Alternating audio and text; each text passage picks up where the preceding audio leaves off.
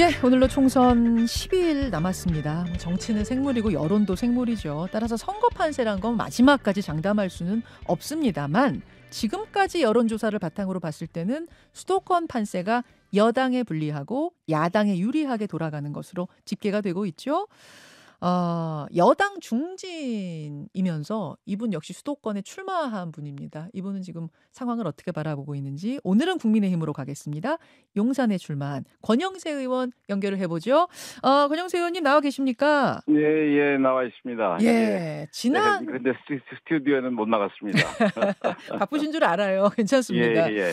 지난 총선 때 국민의힘이 서울 8석, 경기 인천 8석 합쳐서 수도권 16석 가져갔었죠. 예, 그렇습니다. 그렇죠. 사실 수도권이 워낙 의석수가 많은 곳이기 때문에 사실 수도권에서 고전하면은 전체적으로 고전이란 얘기인데 지금 수도권 판세는 어떻게 읽고 계십니까? 지금 뭐 조금씩 회복돼 가는 그 느낌은 있습니다만은 아직도 뭐 그렇게 좋지는 않은 상황입니다. 지난 그 2020년 총선 그 얘기를 하셨는데 그때보다는 조금 나은 것 같은데 근데 크게 아쉽게도 크게 개선되지는 않은 상황입니다. 이게 한 20일 전 다르고 열흘 전 다르고 그런 것 같습니다. 그렇죠. 그래서 한 20일 전에는 뭐 저희들이 비교적 괜찮았는데 열흘 전부터는 뭐 별로 안 좋았고 지금은 조금씩 개선되는 모습을 보이고 있어서 저희들이 열심히 하면은 이 상황을 좀 역전시킬 수 있겠다 이렇게 기대를 하고 있습니다. 일단 바닥은 쳤다고 보세요? 예, 저는 뭐 그렇게 보고 있습니다. 보세요. 권 의원님 지역구는 특히 그 용산 대통령실 있는 지역구다 보니까 예, 그렇습니다. 여당 프리미엄이 좀 있습니까? 아니면 오히려 힘든가요? 뭐 그 상황이 좋을 때는 여당 프리미엄이 있고요. 그다음에 상황이 나쁠 때는 오히려 안 좋을 수도 있고 그렇습니다. 예. 정확히 말하면 정확하게 얘기하면은 사실은 그 대통령실이 있다는 게 용산이 그 정치의 중심이 됐기 때문에 사실은 도시계획이라든지 이런 주민들 입장에서도 환영할 만한 부분들이 용산 중심으로 이루어질 수밖에 없어서 그래서 그 전체적으로는 좋은 건데 이게 그러니까 실리를 따지는 이성적인 판단하고 또 이렇게 감성적인 판단하고 좀 다를 수가 있지 않습니까? 그렇죠. 그래서 그런 부분에서 지금 뭐 플러스 마이너스가 있다고 봅니다. 지금 이제 야당에서는 정권 심판론을 이야기하고 있고 여당은 여기에 맞서서 2조 심판론? 이재명 조국 심판론을 띄우고 있어요. 근데 사실 정권 심판론에 맞서는 구호를 지금까지는 정권 안정론, 뭐 정국 지지론 이런 거는 제가 많이 들어봤어도 특정 인물 심판론은 처음 들어봐서 이거 어떤 의미입니까? 이재명 그 대표와 조국 대표로 표상되는 그 일종의 위선이죠. 본인이 엄청난 범죄를 저질러서 한 분은 지금 재판을 받고 있고 한 분은 지금 실형이 항소심까지 1심, 2심에서 다 실형이 나와서 대법원 판결만 놔두고 있는 분 아니겠습니까? 그런 분들이 지금 자기들 방탄하기 위해서 뭐 어떻게 표현하면은 이건 뭐 방탄소년단도 아니고 방탄의원단을 만들겠다는 거 아니겠습니까? 그래서 이런 부분을 심판하자라는 그런 의미도 있고 특히 이재명 대표와 관련된 부분은 지난 그 21대죠. 21대 국회에서 윤석열 정부 출범한 이후에 그 다수 야당의 힘으로 윤석열 정부 여당에서 하고 싶어하는 법안에 대해서 거의 다 좌초시키고 본인들이 하고 싶어하는 우리 대한민국을 좀 경제적으로나 혹은 그 가치적으로 좀 위협할 수 있는 여러 가지 법안들을 밀어붙였던 거 아니겠습니까? 저희들이 보기엔 그렇습니다. 그래서 이런 부분들에 대해서 심판을 해야 된다라는 의미이기 때문에 우리 일반 국민들께서 충분히 그 부분에 대해서는 납득을 하고 동의를 하실 수 있을 거라 생각을 합니다. 그 권영세 의원도 법조인 출신이시니까 제가 이 부분 좀 여쭤야겠네요. 예. 앞서서 뉴스연구소의 마지막 이슈였던 것이 조국혁신당 비례 1번 검사를 지낸 박은정 후보. 박은정 후보 남편에 관한 것이었습니다. 남편 역시 검사장 출신 변호사인데 이제 변호사가 되고 나서 다단계 사기 사건 1조가 넘는 사기 사건의 변론을 맡으면서 뭐 10개월 동안 41억 원의 재산이 불었다는 거죠. 하지만 전관예우는 아니다. 왜냐하면 반윤 검사였기 때문에 무슨 전관예우냐. 이제 이런 지금 반론이 나오고 뭐 갑론을박이 어제 좀 뜨거웠습니다. 어떻게 보십니까? 저는 전관예우가 반윤 검사이기 때문에 아니라는 논리와는 동의하지 않습니다. 이게 옛날하고도 아주 옛날에 뭐 지금 그럴 수 있겠지만 최근 같은 경우는 뭐 검찰이든 경찰이든 그게 반드시 친정부적이고 친여적이질 않습니다. 오히려 같은 집단 내에서의 어떤 뭐라 그럴까요, 관계성이 훨씬 강하기 때문에 비록 본인이 반윤 검사라서 정권에 대해서는 좀 이렇게 좀 관계가 안 좋을 수 있다 하더라도 예. 검사들 사이에서는 반드시 전부 이 친윤 검사만 있는 게 아니기 때문에 이 과거에 관련 사건을 수사하면서 같이 가까이 지냈던 이 좋은 관계를 가졌던 여러 검사들에게 얼마든지 영향력을 가질 수가 있습니다. 그렇기 때문에 그걸 전관예우가 반윤이기 때문에 나는 하나도 상관없다. 이거는 얘기가 안 되고요. 그다음에 직전에 그런 식의 다단계 수사를 많이 했던 사람이 나가자마자 바로 또 다단계 수사를 사건을 맡아서 가해자들을, 피해자들을 위해서 가해자를 수사하던 사람이 가해자를 위해서 변호를 하는 것은 그렇게 적절한 태도는 절대 아니다. 이렇게 생각을 합니다.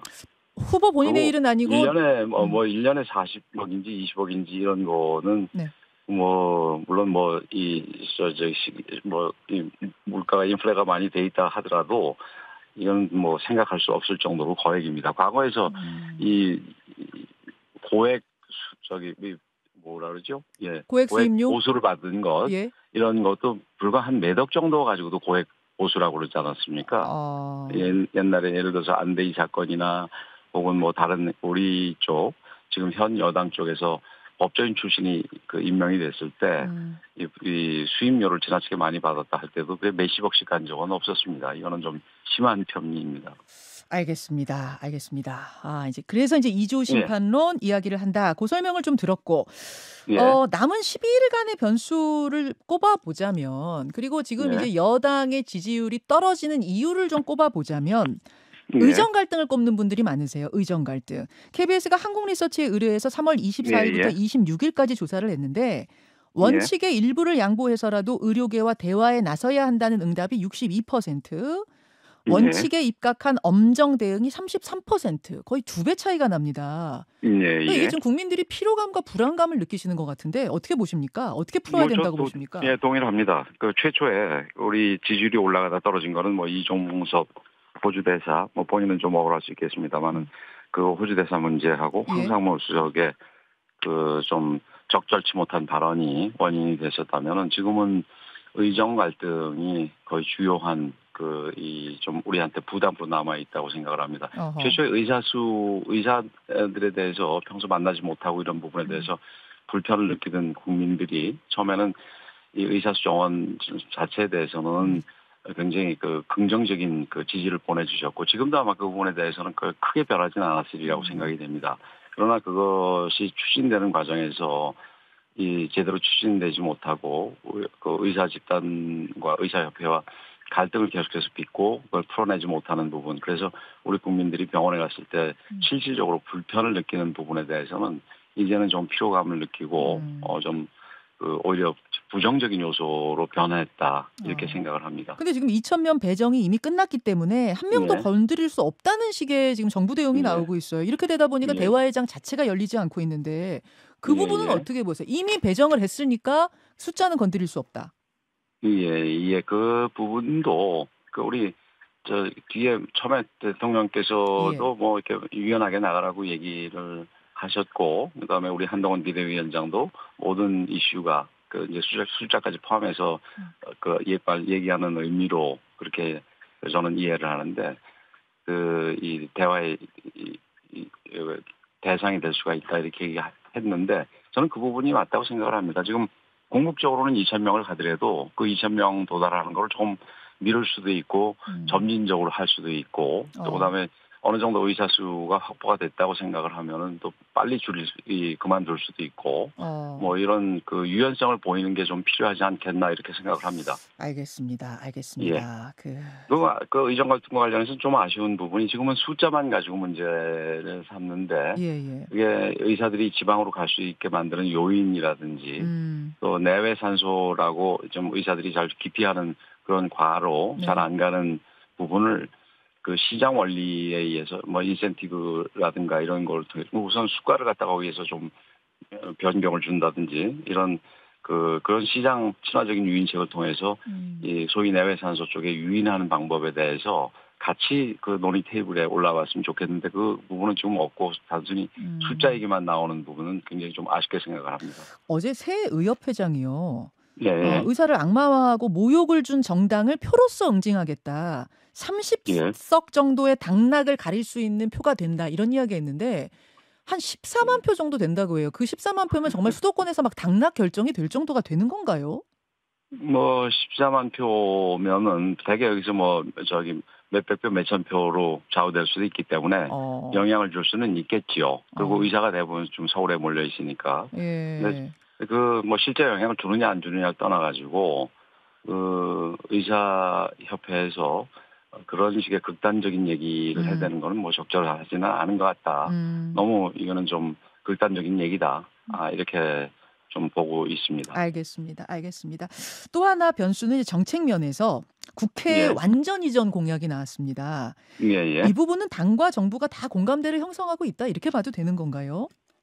글쎄요, 뭐 당에서 음. 지금 요즘 선거 때이기 때문에 본격적으로 논의된 상태에서 그게 정책이 발표되는 건 아니라고 봅니다만은 음. 뭐 국회는 일부 이전하기로 이미 얘기가 돼 있지 않습니까? 그렇죠. 그래서 예. 그런 부분은 뭐 큰 문제는 없으리라고 생각을 합니다. 원래는 근데 근데 뭐 여섯 야당 개를 좀 일각에서 예. 청와대까지 대통령실까지 옮기자 그러는데 예. 그거는 우리 그 헌법재판소 판결이 소위 관습 그 헌법을 얘기를 하면서 수도 이전은 안 된다고 판결을 내렸지 않습니까? 근데 예. 대통령실까지 옮기게 된다면 그건 수도 이전에 해당이 되기 때문에 어.